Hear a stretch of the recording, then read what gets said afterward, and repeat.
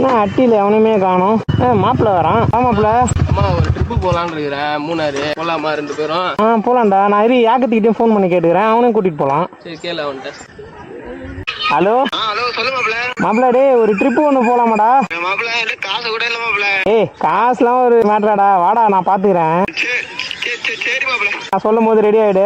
நீ நானு என் ஃப்ரெண்டு ஆதில் இருக்கான்ல, 3 பேர் போலாம். சரியா? சரி மாப்ள. ஓகேடா. அவனே மச்சான் கூப்பிடுற. அவனே ஊரை சுத்திட்டு இருக்கான். அவன் கையில காசும் கிடையாது, வேலையும் கிடையாது. சும்மா சுத்திட்டு இருக்கான். அவனை நீ சேர்த்துக்கிட்டு அவனுக்கு நீ செலவு பண்ற.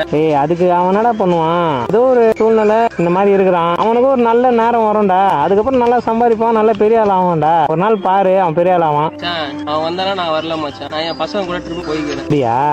சரி மச்சான். மாப்பிள்ள ரொம்ப நாள் ட்ரை பண்ணிருந்தல, வேலை கிடைச்சிச்சு மாப்ள. மாசம் 70000 ரூபாய் சம்பளமா. 70000 ரூபாவா? மாப்ள ஜாயின் பண்ணி சொல்றாங்க. சூப்பரா கங்க்ராச்சுலேஷன்.